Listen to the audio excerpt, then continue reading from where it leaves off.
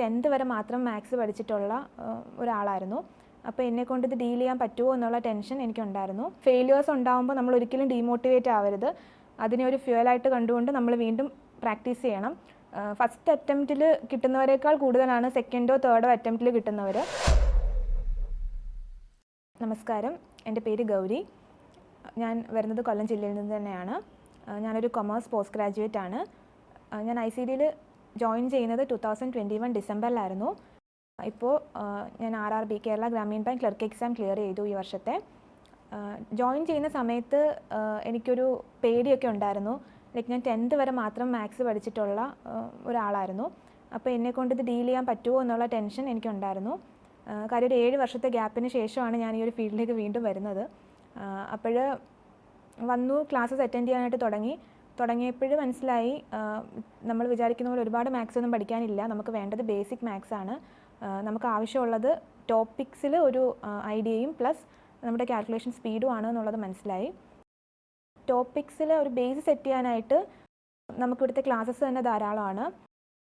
നന്നായിട്ട് base clear ചെയ്ത് തരും. നമുക്ക് എത്ര ഡൗട്ട് ഉണ്ടെങ്കിലും ടോപ്പിക്സിൽ ഏതൊക്കെ ടോപ്പിക്സ് എത്ര ഡൗട്ട് ഉണ്ടെങ്കിലും ടീച്ചേഴ്സ് എത്ര പ്രാവശ്യം വേണമെങ്കിലും പറഞ്ഞു തരും. നമുക്ക് അവരെ അപ്രോച്ച് ചെയ്യുന്നതിലൊന്നും ഒരു പേടിയും വിചാരിക്കേണ്ട കാര്യമില്ല. നന്നായിട്ട് അവർ ഹെൽപ്പ് ചെയ്യും നമ്മളെ. പിന്നെ നമുക്ക് ഇവിടുത്തെ മെറ്റീരിയൽസ് ഉണ്ട്. ലൈബ്രറി ക്വസ്റ്റ്യൻസ് ആയാലും ക്ലാസ്സിൽ തരുന്ന മെറ്റീരിയൽസ് ആയാലും ഒക്കെ ഈ ബേസ് ലെവൽ തൊട്ട് ഹയർ ലെവൽ വരെയുള്ള ക്വസ്റ്റ്യൻസ് നമുക്ക് ഇവിടെ ക്ലാസ്സസിൽ എടുക്കാറുണ്ട്. പിന്നെ നമുക്ക് വേണ്ട കാൽക്കുലേഷൻ സ്പീഡിനായിട്ട് നമ്മളുടെ ഭാഗത്തുനിന്ന് ഒരു എഫേർട്ട് ഉണ്ടാവണം. അതിനായിട്ട് സിംപ്ലിഫിക്കേഷൻസ് ധാരാളമായിട്ട് ചെയ്യണം. ഇവിടെ ലൈബ്രറി ക്വസ്റ്റ്യൻസ് ഉണ്ട് സിംപ്ലിഫിക്കേഷൻസിൻ്റെ.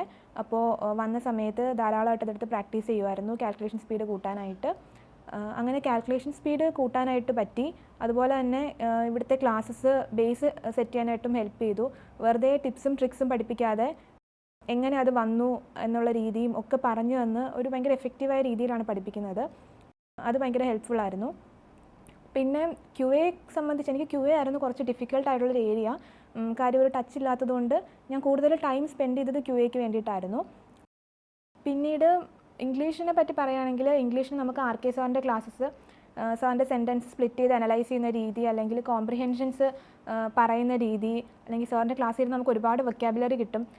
ഇതൊക്കെ നമുക്ക് ഇംഗ്ലീഷ് സെറ്റ് ചെയ്യാനായിട്ട് ഹെൽപ്പ് ചെയ്യും. നമുക്കറിയാം പ്രിലിംസിന് നമുക്ക് QA, ഇംഗ്ലീഷ്, റീസണിങ് 3 ടോപ്പിക്സാണ് ഉള്ളത്.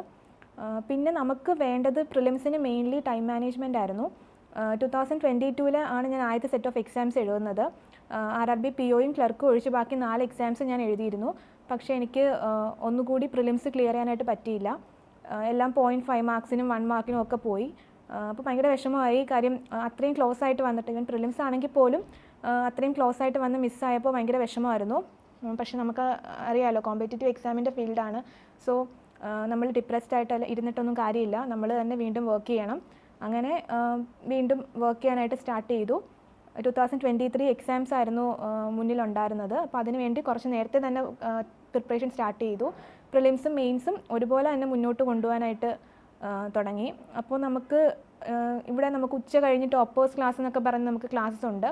അപ്പോൾ അവിടെ നമുക്ക് ഹയർ ലെവൽ ക്വസ്റ്റ്യൻസ് നമുക്ക് ഒരുപാട് കിട്ടാറുണ്ട്. മെയിൻസ് ലെവലിലെ ക്വസ്റ്റ്യൻസ് ആണ് ചെയ്യിപ്പിക്കുന്നത്. അപ്പോൾ നമുക്ക് മെയിൻസ് അപ്രോച്ച് ചെയ്യുന്ന സമയത്ത് നമുക്കറിയാം നല്ല ഡിഫിക്കൽട്ട് ക്വസ്റ്റ്യൻസ് ആയിരിക്കും. അപ്പോൾ ക്വസ്റ്റ്യൻ ഒന്ന് അപ്രോച്ച് ചെയ്യണമെങ്കിൽ അറ്റംപ്റ്റ് ചെയ്യാൻ തന്നെ നമുക്ക് പേടിയായിരിക്കും ചിലപ്പോൾ. അപ്പോൾ ആ പേടി മാറാനായിട്ട് ഇവിടുത്തെ ക്ലാസ്സസ് ഹെൽപ്പ് ചെയ്തിട്ടുണ്ട്. നമുക്ക് കിട്ടിയില്ല, ഈവൻ കിട്ടിയില്ലോ അതല്ല, നമുക്കൊന്ന് അറ്റംപ്റ്റ് ചെയ്ത് നോക്കാം എന്നുള്ളൊരു ധൈര്യം കിട്ടിയിട്ടുണ്ട്. പിന്നെ മെയിൻസിന് വേണ്ട ഒരു ഇമ്പോർട്ടൻറ്റ് കാര്യമാണ് GA ജനറൽ അവയർനെസ്. GAക്ക് നമുക്ക് ഇവിടുത്തെ ICD ആപ്പുണ്ട്. ആപ്പിൽ ധാരാളം GA ക്ലാസ്സസ്, GAയുടെ മെറ്റീരിയൽസ് JK സാർ ആഡ് ചെയ്യാറുണ്ട്. അതുപോലെ തന്നെ വീക്ക്ലി GA ടെസ്റ്റ് അസൈൻ ചെയ്യാറുണ്ട്. അപ്പോൾ ഇതൊക്കെ തന്നെ GAക്ക് നമുക്കൊരു പ്രിപ്പറേഷൻ ഒരു ബേസാണ്. പിന്നെ നമ്മളുടേതായ രീതിയിലും പ്രിപ്പയർ ചെയ്യണം. ഇപ്പോൾ JK സാർ പറയാറുണ്ട്, ഒരു ഇൻസ്റ്റിറ്റ്യൂട്ടിൽ വന്നു എന്ന് വെച്ച് നമുക്ക് ജോലി കിട്ടില്ല. നമ്മളുടെ ഭാഗത്തുനിന്ന് ഒരു എഫേർട്ട്, ആത്മാർത്ഥമായിട്ടുള്ള പരിശ്രമം ഉണ്ടാവണം. എങ്കിൽ മാത്രമേ നമുക്കൊരു ജോലി കിട്ടുള്ളൂ. അപ്പോൾ ഇവിടുന്ന് നമുക്ക് വേണ്ട ഗൈഡൻസ് 100% അവർ തരും. നമ്മളായിട്ട് പിന്നെ നമ്മളുടെ ഒരു ഭാഗം ക്ലിയർ ചെയ്യണം. അങ്ങനെ ഈ വർഷത്തെ മെയിൻസ് എഴുതുകയും RRB Kerala Grameen bank clerk exam clear ചെയ്യുകയും ചെയ്തു. ഒരുപാട് സന്തോഷമുണ്ട്. പിന്നെ എനിക്കിനി പ്രിപ്പയർ ചെയ്യുന്നവരോടും അല്ലെങ്കിൽ ഇപ്പോൾ പ്രിപ്പയർ ചെയ്തുകൊണ്ടിരിക്കുന്നവരോടും ഒക്കെ പറയാനുള്ളത്, നമുക്ക് ഫെയിലിയേഴ്സ് ഉണ്ടാകുമ്പോൾ നമ്മൾ ഒരിക്കലും ഡീമോട്ടിവേറ്റ് ആവരുത്.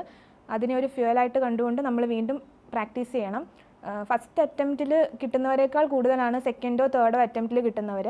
സോ നമുക്ക് ഫെയിലേഴ്സ് ഉണ്ടാകുമ്പോൾ നമ്മൾ വീണ്ടും വീണ്ടും പ്രാക്ടീസ് ചെയ്യുക. നമുക്ക് പ്രാക്ടീസ് ചെയ്യുന്നവർക്ക് എന്തായാലും സക്സസ് ഉണ്ടാവും.